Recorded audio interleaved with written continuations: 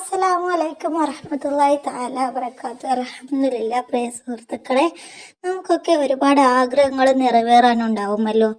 ഞാൻ ഇന്ന് നിങ്ങൾക്ക് ഒരു അടിപൊളി ടിപ്സ് പറഞ്ഞു തരാം. ഇസ്ലാമിക ടിപ്സ്. ഉറപ്പായിട്ടും നിങ്ങൾക്ക് അത്ഭുത ഫലം കിട്ടും.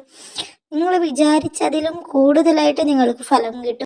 നമ്മുടെ ആഗ്രഹങ്ങൾ അള്ളാഹുവിനോട് നമ്മൾ പറഞ്ഞു കഴിഞ്ഞാൽ അള്ളാഹു നമുക്ക് 2 ദിവസം വൈകിയാലും അല്ലെങ്കിൽ ഒരു മാസം വൈകിയാലും സന്തോഷത്തോടെയുള്ള റിസൾട്ട് അള്ളാഹു നമുക്ക് തന്നെ തരും.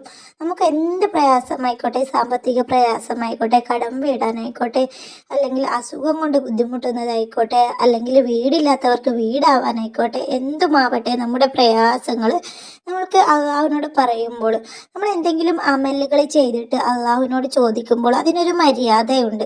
അപ്പോൾ നമുക്ക് ഫലം ഇരട്ടി പ്രതീക്ഷിക്കാം. നമ്മുടെ ദുആ അള്ളാഹു സ്വീകരിക്കുമെന്ന് മനസ്സിൽ വിശ്വസിക്കുകയും ചെയ്യാം.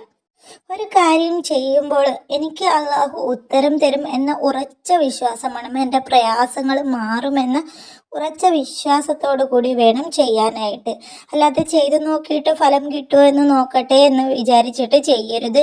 അഥവാ നിങ്ങൾക്ക് ഉടനടി ഉത്തരം കിട്ടിയില്ലെങ്കിലും എനിക്ക് ഒന്നും ഉത്തരം കിട്ടിയില്ല എന്ന് വിചാരിച്ചിട്ട് നിങ്ങൾ ആകെ തളരരുത്.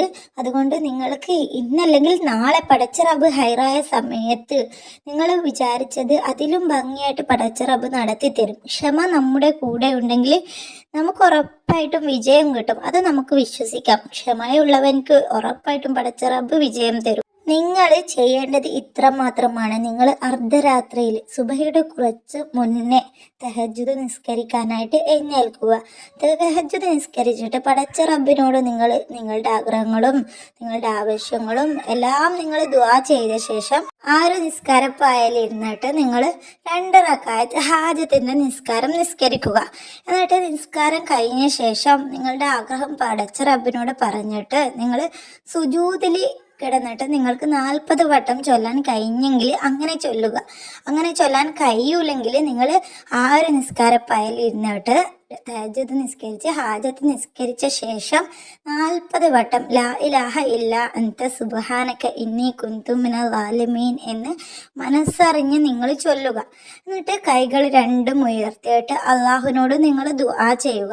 നിങ്ങൾ ഹാജത്ത് നിസ്കരിക്കുന്നതിൻ്റെ മുന്നേ ഒരു 100 വട്ടമോ അല്ലെങ്കിൽ 33 വട്ടമോ നിങ്ങൾ ഇസ്തിഗ്ഫാർ ചൊല്ലുക.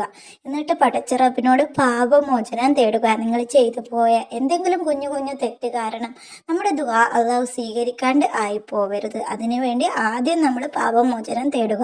എന്നിട്ട് നമ്മുടെ ആവശ്യങ്ങളൊക്കെ പറഞ്ഞ് നമ്മൾ നിസ്കരിച്ച് ദിക്റൊക്കെ ചൊല്ലി ആവശ്യങ്ങളൊക്കെ പറയുക. ഉറപ്പായിട്ടും പടച്ച റബ്ബ് ദുആ സ്വീകരിക്കും. അത് ഉറച്ച് വിശ്വസിച്ച് നിങ്ങൾക്ക് ചെയ്യാം.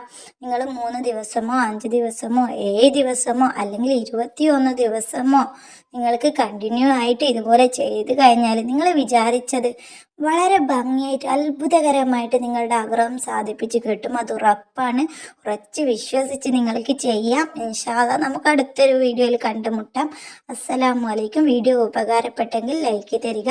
ഇസ്ലാമിക് ടിപ്സുകൾ അറിയാനായിട്ട് ചാനൽ സബ്സ്ക്രൈബ് ചെയ്ത് നോട്ട് ചെയ്ത് വെക്കുക. ജീവിതത്തിൽ ഉപകാരപ്പെടുന്ന അറിവുകൾ ഈ ഒരു വീഡിയോയിൽ വിടും.